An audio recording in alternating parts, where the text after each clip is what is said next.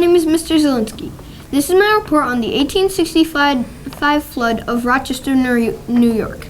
Ice floes had built up on the river, and on the windy night of March 16, 1865, the jam broke. The water reached Rochester on the day after.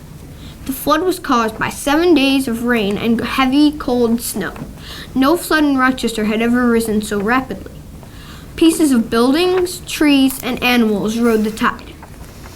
The water was over 6 feet deep. Rescuers had to go around in rowboats. The total damage was over $1 million, but nobody died, thankfully. Now on to Mr. Pecor for the fire.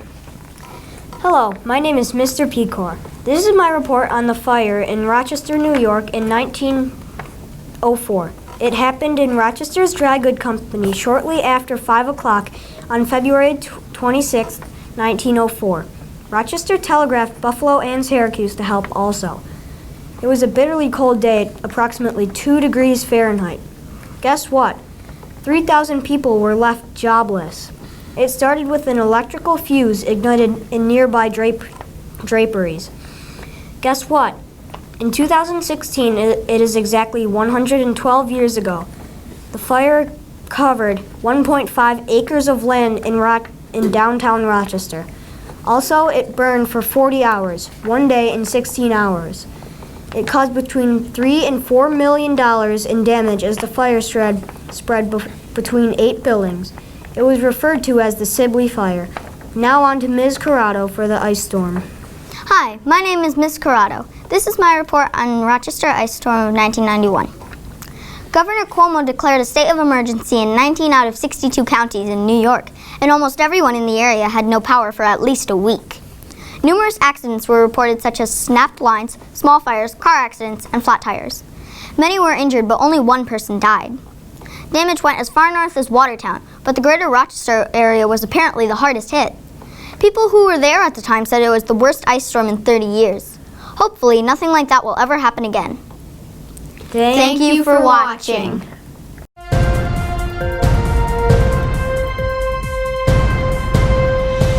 Hello, I'm Andy, and I have been researching Susan Burnell Anthony and how she affected the topic of women's rights. Susan B. Anthony died at age 83, March 1918. In her 83 years of life, she changed how many people thought of women's rights. 12 years after her death, 1920, in many states, women were allowed to vote. Today, some people celebrate Susan B. Anthony Day on February 15th, which is also her birthday. Susan B. Anthony started her work when the women's rights movement was gathering momentum. She started wearing inappropriate clothes for women, such as a t-shirt and jeans, as a sign of protest. Esther Morris looked up to Anthony and pushed for women's rights in Wyoming. Wyoming was actually one of the first states to release women's rights in 1869. Examples of weaknesses in women that were beliefs such as that women were less intelligent than men, and newspapers sometimes ridiculed women in their quest for equal rights. Women also had a lower social status than men. Women fought for equal rights, and today every American has the same rights. Susan B. Anthony helped and encouraged many women to fight for equal rights. Thank you for watching.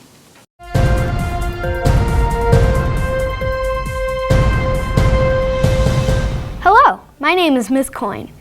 This is a report on the history of the U of R. The U of R was founded in 1850. It is a private college and now grants graduate and undergraduate degrees. Also, it is currently home to the Institute of Optics. The Institute of Optics was the first educational program devoted to optics. Lastly, the Memorial Art Gallery is currently owned by the U of R. Believe it or not, the U of R started out in a hotel. It had only 60 students enrolling at that time. The first president of the U of R was Martin Brewer Anderson. Later on, the U of R's name almost got changed to Eastman University. The first female students did not come until 1900. Susan B. Anthony helped to admit these female students. Even though they were admitted in 1900, they did not earn degrees until 1901. So that's the scoop on the history of the U of R. Thanks for watching.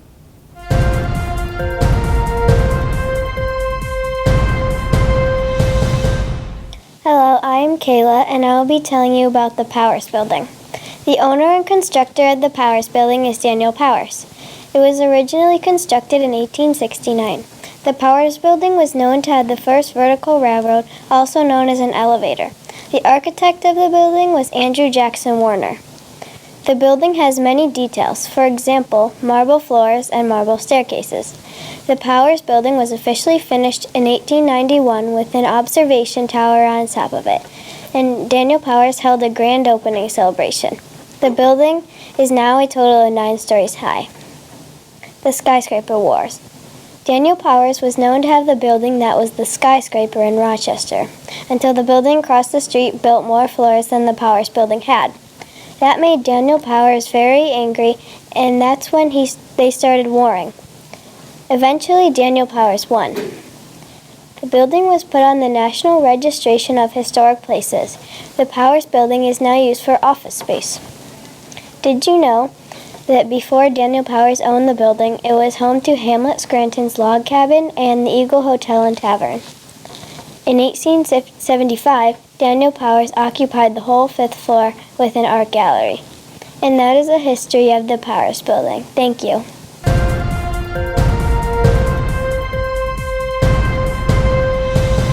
Hello, my name is Ms. Hunt, and I have recently been researching the history of RIT. I've summarized the information I collected into this report that you're about to hear. This is all confirmed by the RIT website itself. In 1829, Colonel Nathaniel Rochester and other Rochester community leaders founded the Athenaeum, an association for the purpose of cultivating and promoting literature, science, and the arts. The Athenaeum was located in Reynolds Arcade and grew into a popular cultural center for Rochderians. In 1847, the Athenaeum merged with the Mechanics Literary Association, founded in 1836 by William A. Reynolds, who is the son of Abelard Reynolds, to form the Rochester Athenaeum and Mechanics Association. In 1885, the Mechanics Institute was founded.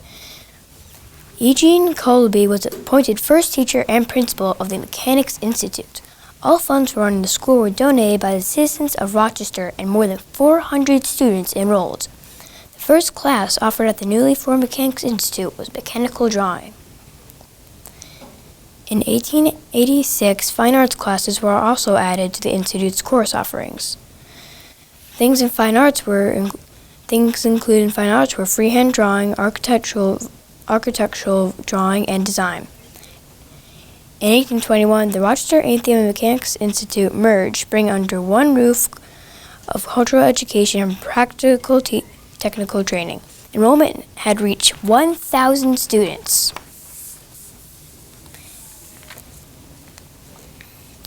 In 1893 and 1903, classes in cooking, industrial arts, mechanic arts and sciences, manual training, and domestic science and art were also added.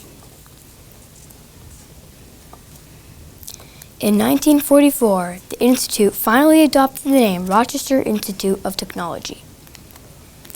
In 1961, the Institute decided to move from downtown Rochester to a new location in Henrietta, New York.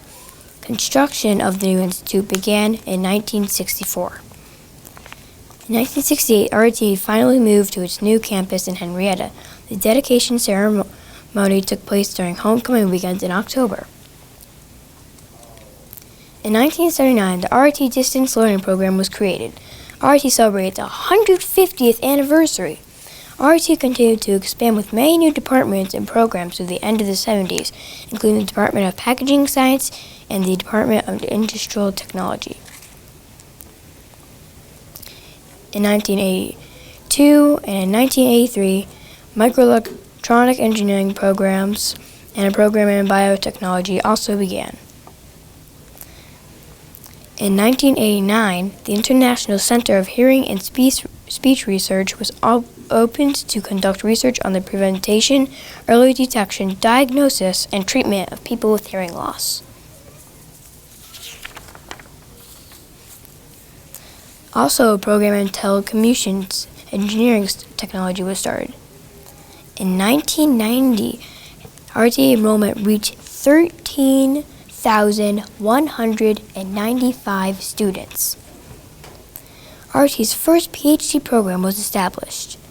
The program in Imagining Science was the first PhD program of its kind in the USA.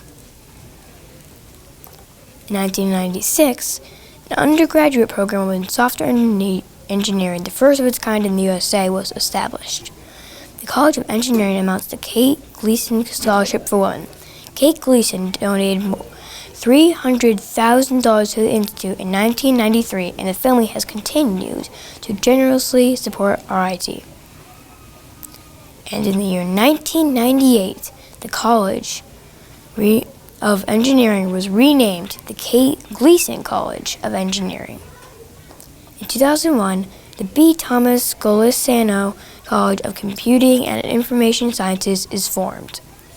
The new college included programs in computer science, information technology, and software engineering. RIT is designated as a New York State Strategically Targeted Academic Research, or STAR, center as part of a state initiative to promote high technology businesses in New York. In 2004, RIT kicked off a year-long celebration of the Institute's 175th anniversary. The Gordon Field House and Activity Center opened. The faculty includes an aquatic center, a 2-story fitness center, and a multi-use arena and indoor athletic field. RIT enrollment reaches 15,400 students. Commemorating RIT's 175th anniversary, members of RIT's cross-country team compete in a coast-to-coast run covering 30 states and 4 time zones in 12 days, 3 hours, and 48 minutes. RIT announced that the men's hockey program would join the Division I Atlantic Hockey Association. The move to Atlantic Hockey would be phased in over the next 3 years, with Division I games starting in 2005.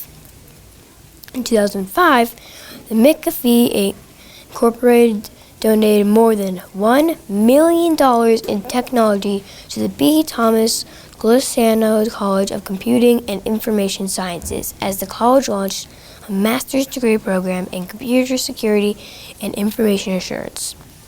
For the first time, RIT hosts the Finger Lakes Regional First Robotics Competition. The 33 teams of high school students from across the Northeast participated in a sports-style contest featuring remote-controlled robots designed, built, and programmed by students.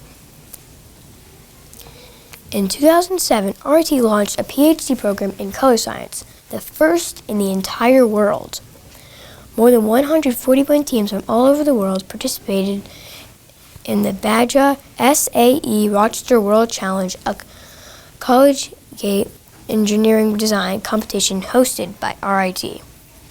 In 2008, RIT opened a campus in Dubai, United Arab Emirates. Funded by the Dubai government, RIT Dubai is part of Dubai's Silicon Oasis. The first Imagine RIT Innovation and Creativity Festival drew more than 15,000 visitors to campus to see more than 400 interactive exhibits and displays. RIT opened its first green building, the new College of Applied Science and Technology building. The faculty meets the standards of the most widely accepted rating systems for evaluating the sustainable, high-performance buildings. The College of Science launched a doctoral degree program in astrophysical sciences and technology. The Golisano Institute for Sustainability creates the world's first PhD program focused on sustainable production. In 2010, the RIT's men's hockey team catapulted into the national spotlight by earning a trip to the NCAA's prestigious Frozen Four. The team's surprising success, a program with no athletic scholarships and only Division I for 5 years, brought new pride to Tiger fans across the globe. In 2013, the Golisano Institute for Sustainability, which houses one of the world's first PhD programs in sustainability, opened its doors to a new home. The institute conducts cutting-edge research in nanotechnology, alternative energy development, and sustainable design. It is one of the greenest buildings in the world, powered by the sun, wind, and fuel cell technology. I hope you enjoyed this summary of RIT's history and that when you walk away, you'll have more knowledge than when you arrived.